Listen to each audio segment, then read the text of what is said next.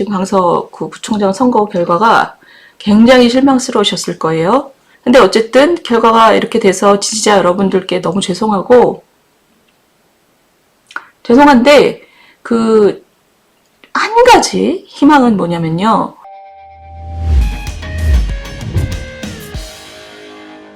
강서구 선거는 크게 졌죠. 크게 졌는데 그럼 지금처럼 하면 괜찮으냐? 지금처럼 계속 가면 괜찮으냐? 단결해서 그냥 쭉 가면 괜찮으냐? 내년 총선에 강서처럼 결과가 나오겠죠. 그러면 그렇지 않습니까? 그러니까 내년 총선이 지금 강서구 선거처럼 나오게 되면 그러면은 우리나라의 보수 진영은 회복이 안 되는 타격을 받습니다. 왜냐하면 의석수가 지난 총선처럼 지금과 같은 의석수라면 윤석열 정부가 구조개혁을 어떻게 합니까? 구조개혁은 정말 중요한 입법사항으로 다 가득 차 있거든요.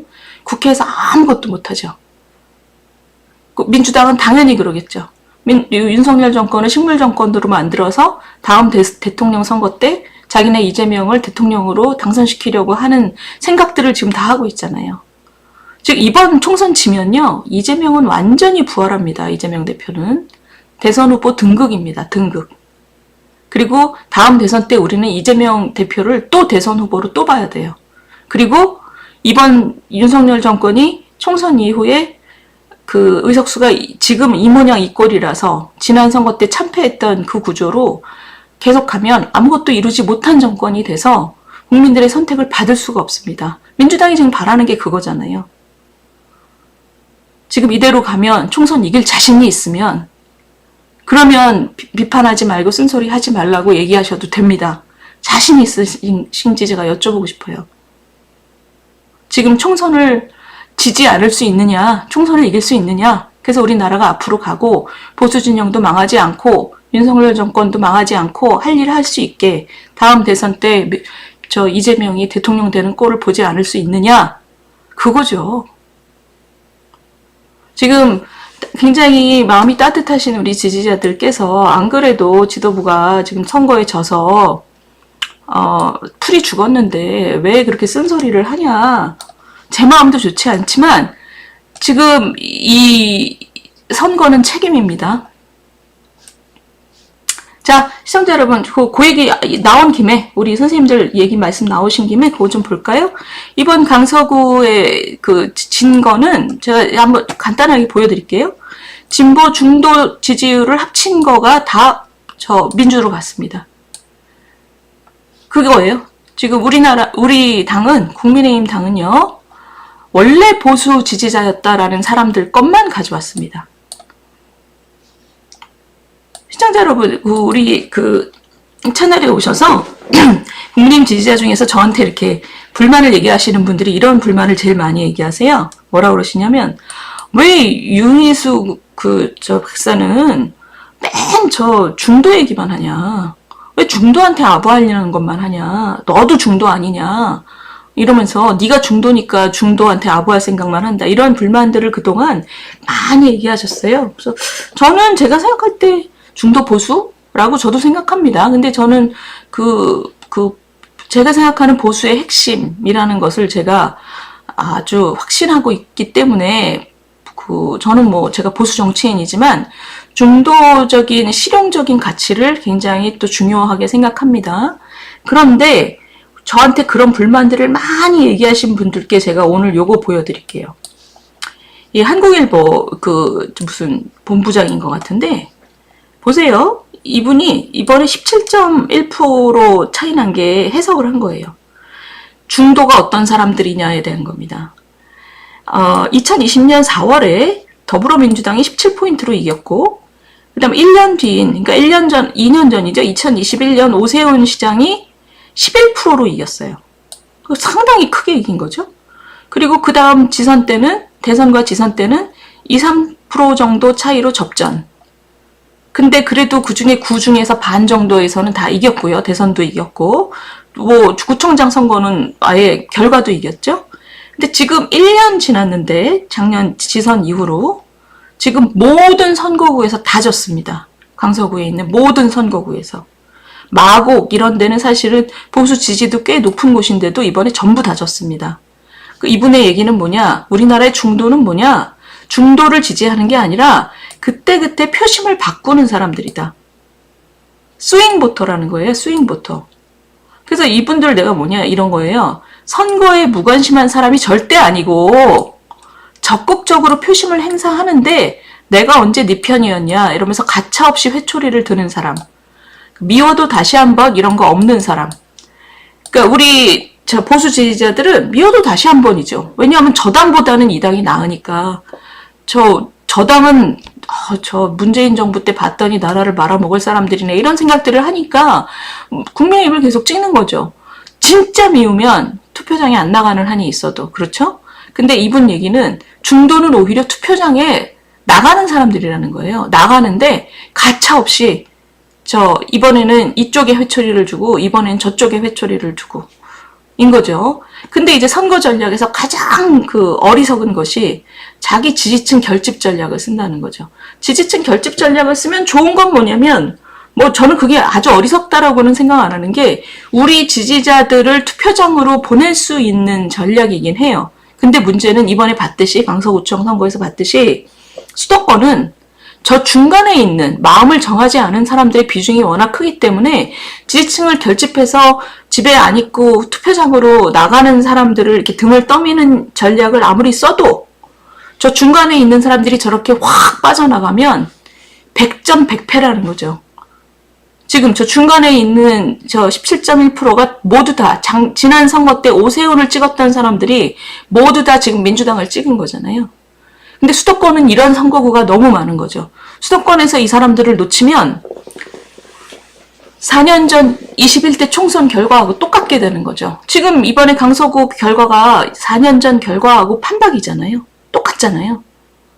그러면 이대로 나가면 지금 듣기 싫은 소리 하지 맙시다. 불난 집에 부채질 하지 맙시다. 지금 하던 대로 합시다. 이렇게 말씀하시는 분들은 내년 총선에서 지난 총선하고 똑같은 결과가 나오는 것을 감당할 수 있으신가요? 4년, 지금 3년 있다가 이재명 대통령 후보가 다시 나오는 꼴을, 그리고 그 이재명 대통령을 우리가 모시고 살아야 되는 꼴을 정말 감당할 수 있으신지 제가 여쭤보고 싶어요. 지금이, 후폭풍이 지금이 가장 커야 되는 때입니다. 애시당초 깔끔하게, 멋있게, 책임질 거 지고 얘기가 정리가 됐으면 후폭풍도 아주 짧게 끝났겠지만 지금 그렇지 않잖아요. 그러니까 지금 보시면 선거 딱 다음 날 조중동의 사설입니다. 대통령 여당 안 바뀌면 중대 국정개혁 다 물 건너간다. 조선일보 사설이에요. 그러니까 이 사람들은 윤석열 정권 국민의힘의 운명보다 나라가 망한다는 거죠. 국정개혁 하겠다라고 해놓고 국정개혁 문재인 정부 손도 안 대갖고 우리 당을 뽑아줬는데 이번 선거 내년 4월에 있을 총선에서 또 참패하면 국정개혁 어떻게 하냐 이긴 거죠.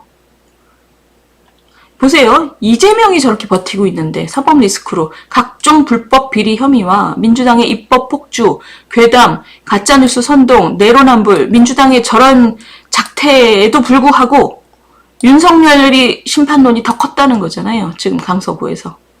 근데도 안 변하겠냐. 저런 민주당보다도 너네가 더 지금 심판을 받았는데. 일단은 소통하고 설득하고 밀어붙이지 말고 국민들하고 소통하고 그리고 여당은 대통령실하고 저렇게 대통령실이 정하면 따라간다 이런 모양으로 국민들한테 무슨 신뢰를 얻겠냐 이런 거죠. 중앙일보는 필패수 오만이라고 그랬습니다. 오만하다고 느껴졌기 때문에 국민들이 지금 강서구 주민들이 이렇게 회초리를 든 거죠. 총체적인 쇄신과 청찰. 자, 이게 무슨 뜻이냐 시청자 여러분 이 얘기죠. 국민들은 아니 선거를 다시 하게 만들어 놓고 어떻게 후보를 낸 것도 당원당규 위반인데 어떻게 그 사람을 다시 보냈냐. 이게 이제 오만하다고 본 거잖아요. 그래서 첫 번째가 그거죠. 그 다음에 두 번째는 그렇게 시작을 한 선거인데 또 막 전국에서 세를 과시하는 방식으로 선거를 치렀어요.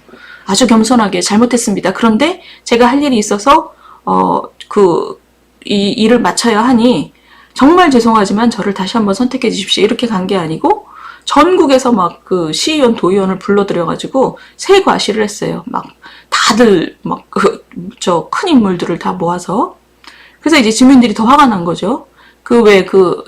유사차 때 뭐 누가 주민이 지나가면서 지랄하고 자빠졌네라고 얘기했다는 거잖아요. 그게 이제 지금 안철수 전 대표랑 이준석 전 대표랑 지금 둘이서 그 얘기하고 있는 거잖아요.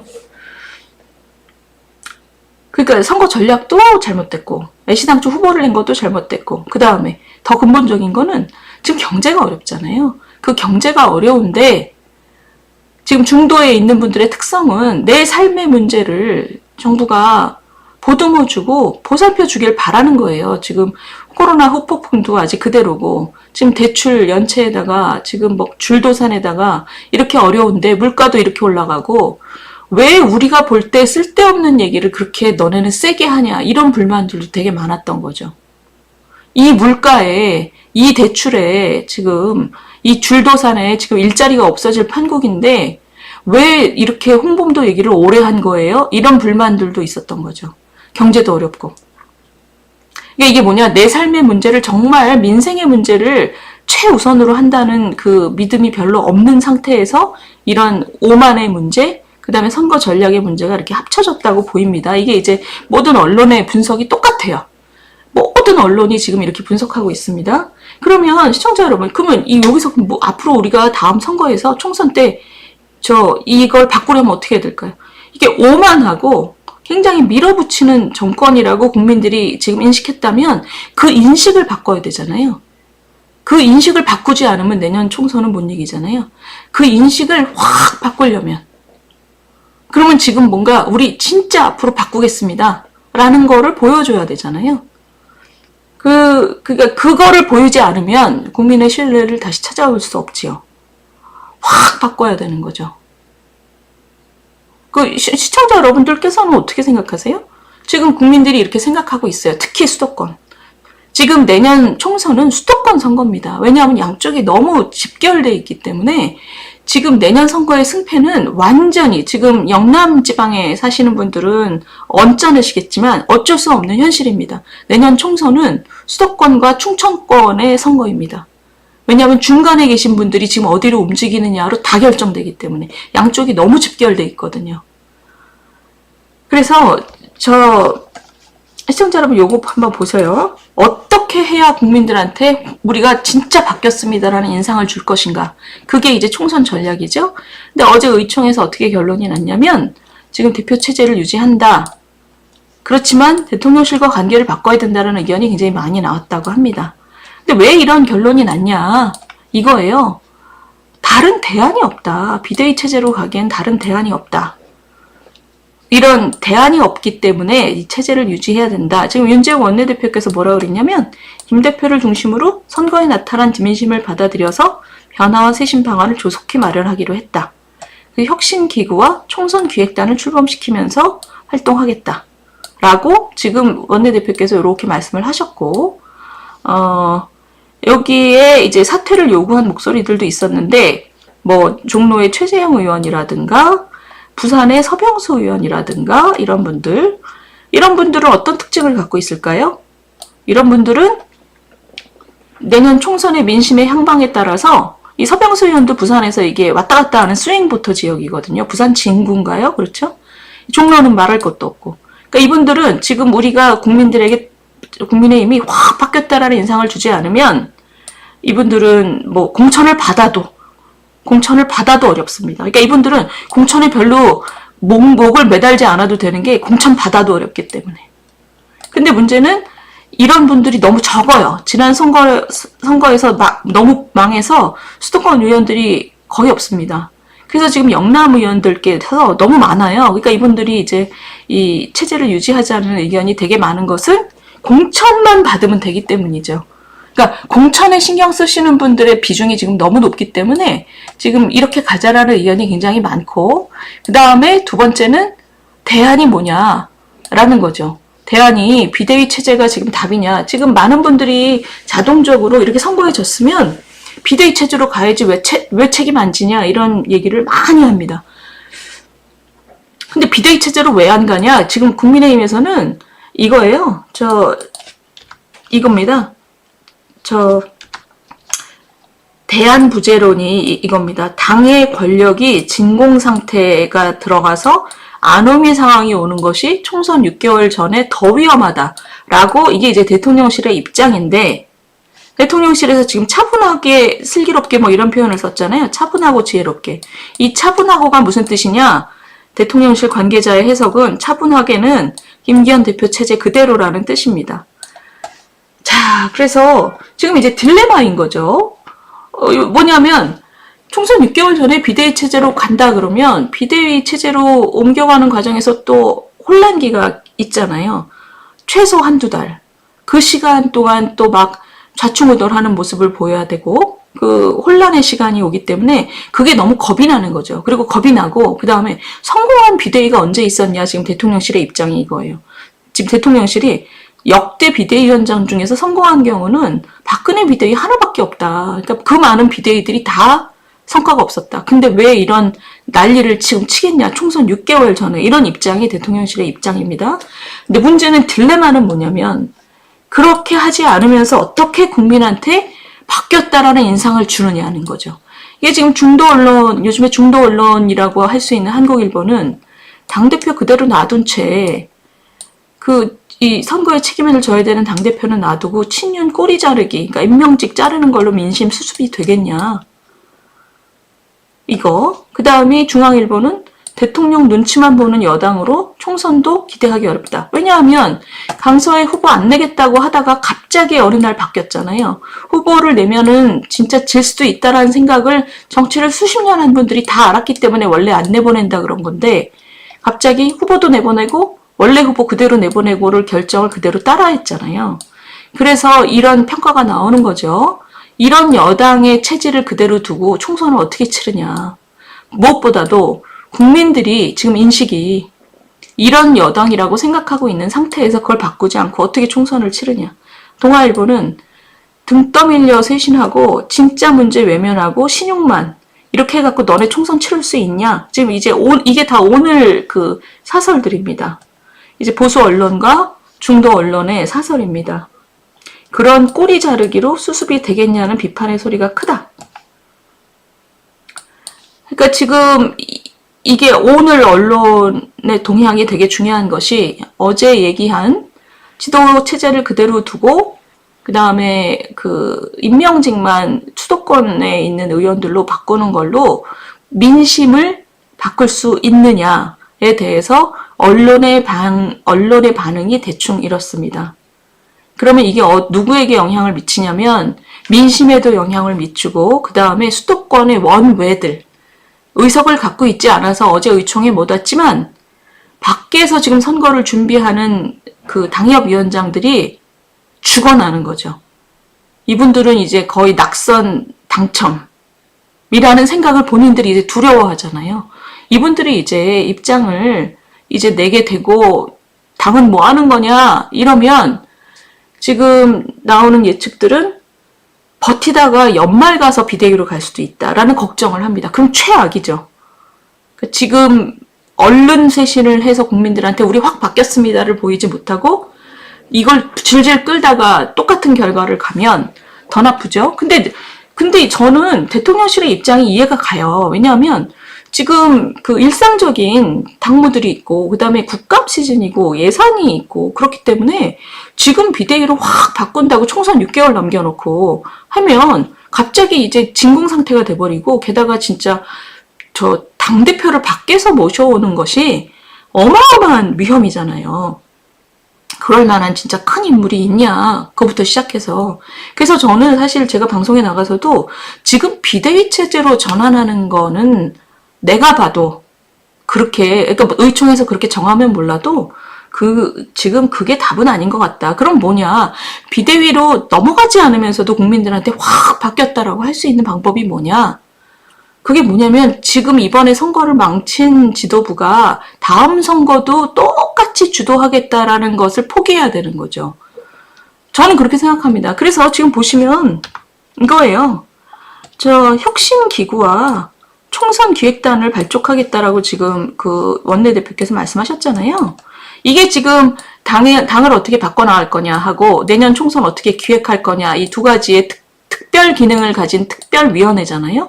이 특별위원회는 진짜 실권을 가져야 되는 거죠. 지금 이번에 선거 망친 지도부가 이 두 개도 좌지우지하면 안 되는 거죠. 그럼 뭐 어떻게 하면 되냐? 국민들한테 그 지도부가 책임을 인정하고 우리가 앞에 다가오는 선거는 좌지우지하지 않겠다. 라고 분명하게 얘기하는 거죠.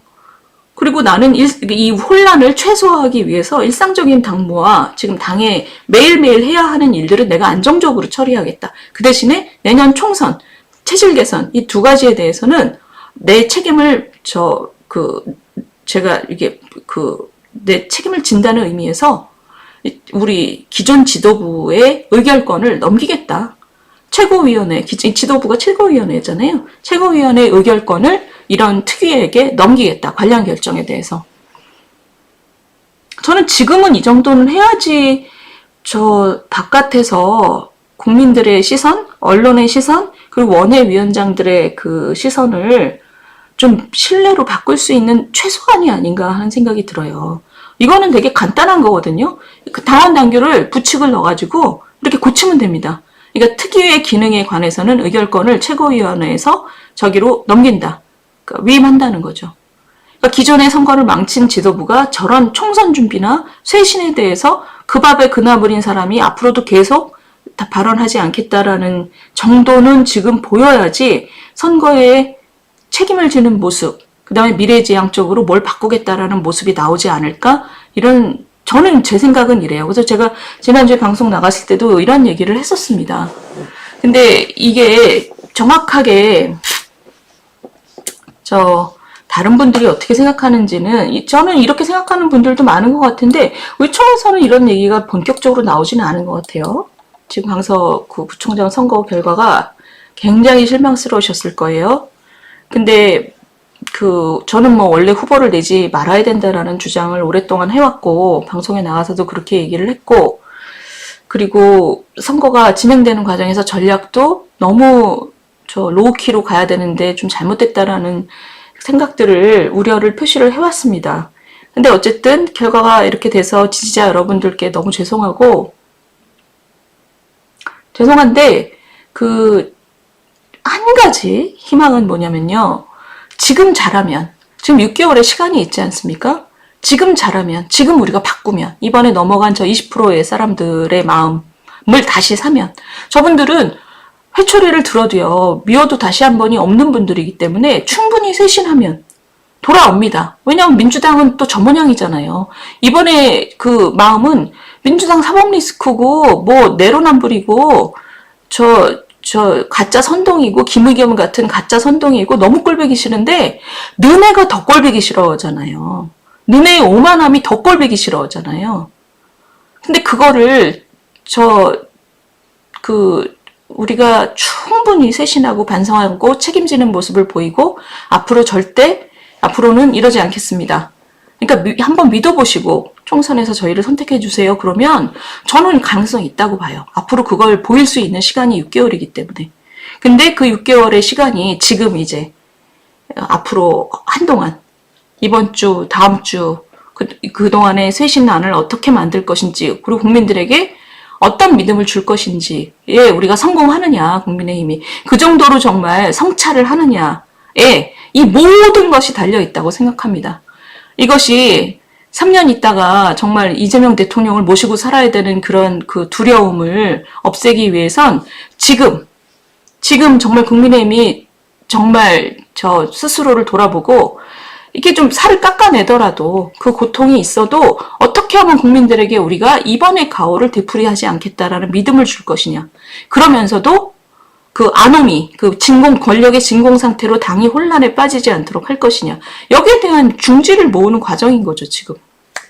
시청자 여러분 한번 지켜봐 주시고요. 지금 이제 국정감사 기간이기도 하고 국정감사는 또 이번에 선거 결과와 상관없이 우리 나라의 운명을 좌지우지하는 그런 일들이 지금 또 진행되고 있으니 그거를 한번 유심히 보시고 판단하시고 그다음에 의견 나누시고 그리고 우리 국민의힘에 대해서도 질책은 하시되 애정은 끊지 마시고 한번 지켜봐 주시죠.